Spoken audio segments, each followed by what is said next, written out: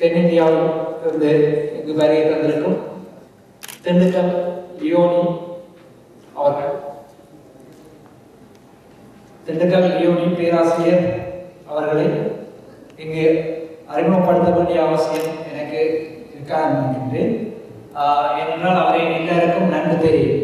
அப்படியான ஒரு நிகழ்வு அவருக்கு நாங்கள் பாராட்டும், அவருக்கான எங்களுடைய வாழ்த்தையும் தெரிவிப்பதோடு அவருக்கான இரவு நேர உபசாரத்தையும் அளிக்க இருக்கின்றோம். அதற்கு முதல் இந்த நிகழ்ச்சியினை தொகுத்து வழங்குவதற்காக முன்னாள் அறிவிப்பாளர்களாக இங்கு வருகை தந்திருக்கின்ற உலக வானொலி ஐக்கியா இணையதள வானொலியாக சேவையாற்றிக் கொண்டிருக்கின்ற நண்பர் இளங்கோ அவர்களை உங்களுக்கு நன்றாக தெரிந்திருக்கலாம். தெரியாதவர்களுக்கு அறிமுகப்படுத்தி வைத்துக் கொள்கின்றேன்.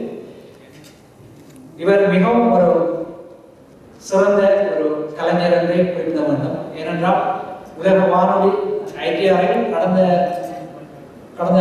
ஒரு சில மாதங்களாக தான் அவரை நான் ஒரு சிறந்த நண்பனாக எனக்கு அறிமுகமானார். அந்த வானொலியிலே பெட்டகம் என்ற ஒரு நிகழ்ச்சியில் கலைஞர்களையும் படைப்பாளிகளையும் அறிமுகப்படுத்துவதில் அவர் தீராத ஒரு முயற்சி எடுத்திருக்கிறார். அந்த வகையில் எனது நண்பர் இளங்கோ அவர்களை இந்த நிகழ்ச்சியை தொகுத்து வழங்குவதற்காக அன்புடன் இங்கு அழைக்கின்றேன். அவருடன் இணையாக டிவி தொலைக்காட்சியிலே அறிவிப்பாளராகவும் சுதந்திர மனித அபிவிருத்தி கழகத்தின் ஒரு உறுப்பினராகவும் தலித் சஞ்சிகை ஒரு உறுப்பினராகவும் எம்மோடு செயலாற்றிக் கொண்டிருக்கின்ற கிருமிஜா அவர்களை இங்கு அன்புடன் அழைக்கின்ற இந்நிகழ்ச்சியை தொகுத்து வழங்குவார். வணக்கம் உறவுகளே. இன்றைய நாள் ஒரு கலைஞனை கௌரவிக்கின்ற ஒரு நாளாக ஊடகங்கள் இரண்டும் இணைந்து நடத்துகின்ற கௌரவிப்போடு கூடிய ஒரு பாராட்டு விழா. அந்த வகையிலே சூரிய கதிர்கள் எப்படி ஒளி வீசுகின்றதோ அந்த அடிப்படையிலே கதிர் ஒளி வாராந்த பத்திரிகை மக்கள் மனங்களிலே ஆழ பதிந்து சென்று கொண்டிருக்கின்றது, ஆழ ஊடுருவிக் கொண்டிருக்கின்றது.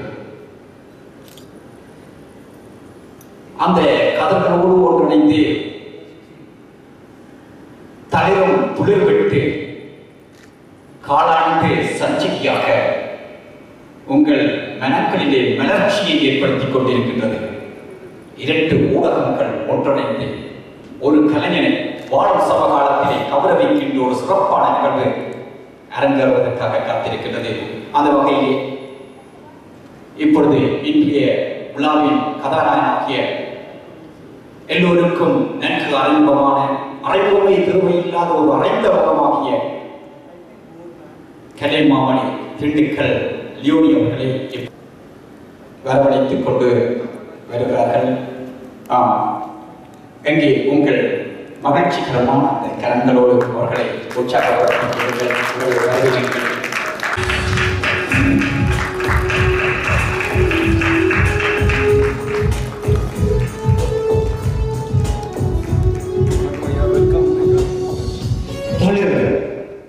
சஞ்சிகையும் கதிரொளி பத்திரிகையும் இணைந்து வணக்கம்.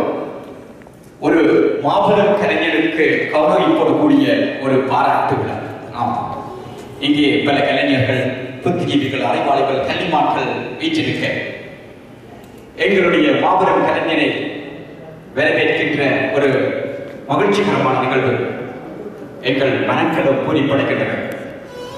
தமிழின் வளர்ச்சிக்காகவும் அர்ப்பணிப்போடு தனது கலைப்பணியை ஆற்றிக் கொண்டிருக்கின்ற கலைமாமணி திண்டுக்கல் லியோனி அவர்களுடைய கலைச்சோவை ஒரு மகத்தானது, அளப்பரியது. அந்த வகையிலே பாரத தமிழ்தாய் பெற்றெடுத்த இந்த கலைமகனுக்கு இந்த ஊடகங்கள் ஒன்றிணைந்து நடத்துகின்ற பாராட்டும் கௌரவிப்பும் ஒரு மகிழ்ச்சிகரமான, ஒரு வரவேற்கக்கூடிய ஒரு நிகழ்வாக இன்று நகர்ந்து கொண்டிருக்கின்றது. Please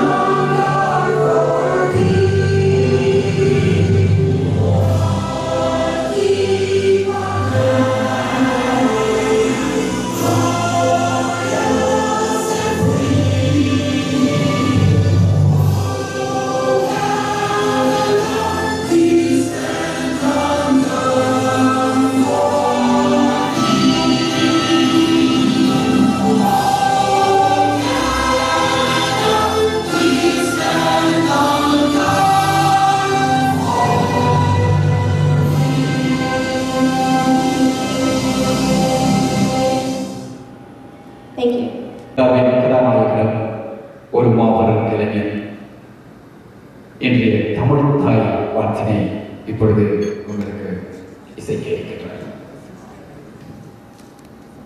நீராறும் கடலுடுத்த நிலமடந்த கிழிலொழுகும்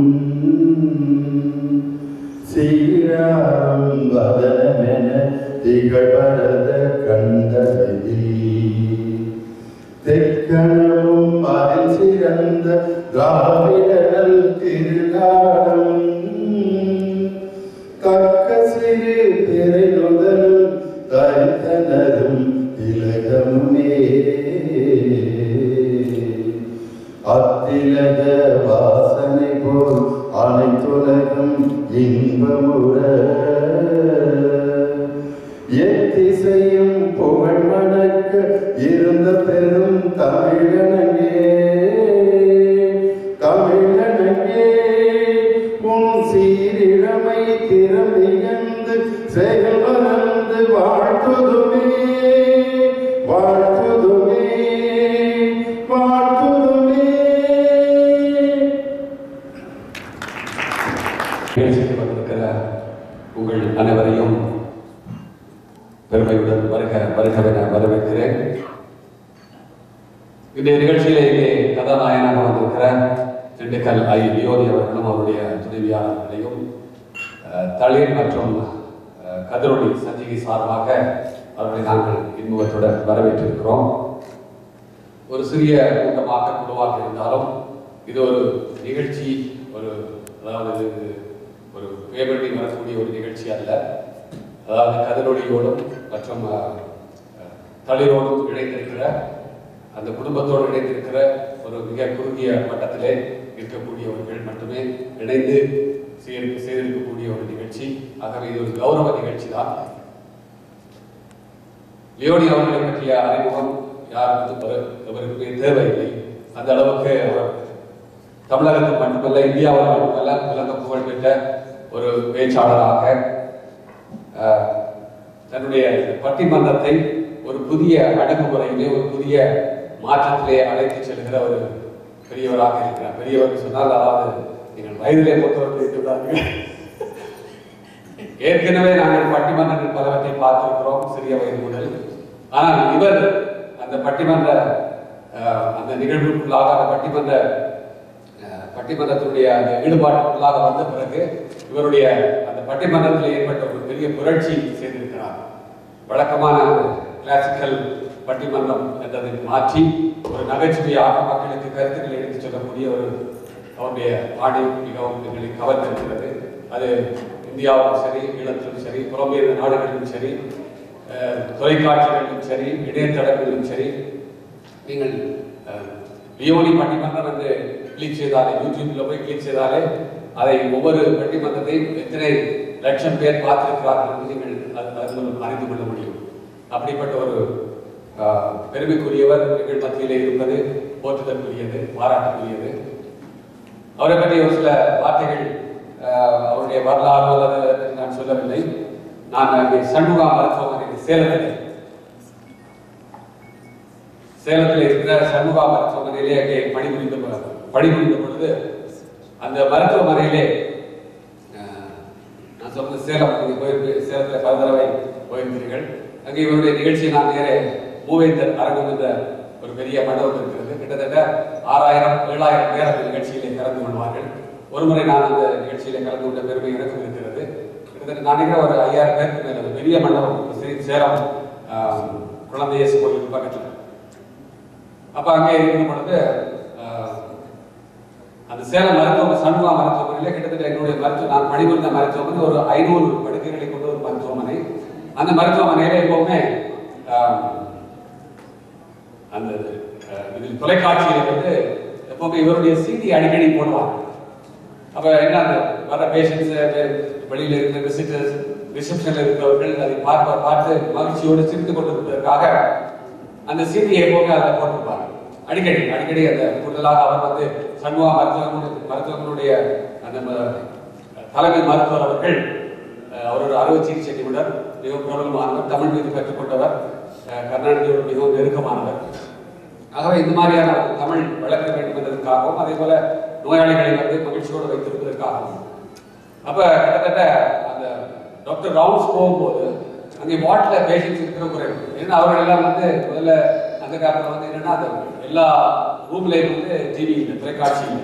அப்போ அந்த ரிசப்ஷனில் தான் வந்து இருந்த எல்லா நோயாளிகளையும் வந்து பார்த்து சிரிச்சு கொண்டு இருப்பாங்க. ஒரு தடவை ஒரு பெரிய சம்பவமே நடந்து விட்டது, எனக்கு நல்ல ஞாபகம் இருக்கிறது. ஒரு நோயாளி வந்து அவருக்கு இவரை பார்த்து இவருடைய நகைச்சுவையை கேட்டு சிரித்து பல நோய்கள் குணமான, அது ஒரு பக்கம் ஒரு கதை. நிறைய பேர் அது மன உளைச்சலை போக்குறது, இப்படி பல விடயங்கள் அவருடைய சிரிப்பு அந்த நகைச்சுவை பட்டிமன்றம். ஒரு தடவை ஒரு அறுவை சிகிச்சை பண்ணி 3 நாள் கழித்து ஒரு நோயாளி வந்து அதில் கீழே இருந்தார். இது உண்மையாக நடந்த சம்பவம். நீங்கள் அங்கே சேலம் பார்த்தீங்கன்னா டாக்டர் பன்னீர்செல்வம் இருக்கார், அவர்கிட்ட கிட்ட கதை சொல்றாரு. அப்போ அறுவை சிகிச்சை செய்தவன் 3 நாள் கழித்து அந்த நோயாளி வந்து கீழே வந்து டிவியை பார்த்துட்டு இருந்தாரு. பார்த்து இவருடைய பட்டிமன்றத்தை பார்த்து சிரிச்சு சிரிச்சு அந்த அறுவை சிகிச்சை தையல் வந்து பிரிஞ்சு போச்சு. இது உண்மையாக நடந்தது. அப்படி இவருடைய நகைச்சுவைகள் வந்து மிகவும் ஒரு அடுத்த ஒரு சாதாரண ஆசிரியராக திண்டுக்கல்லே ஒரு பள்ளிக்கூடத்தில் உயர்நிலை பள்ளியிலே அவர் ஒரு ஆசிரியராக பணியாற்றி அடுத்து அமைச்சராக போக ஒரு தகுதி பெற்றிருக்கிறார். அடுத்த திமுக ஆட்சியில் வந்து கண்டிப்பாக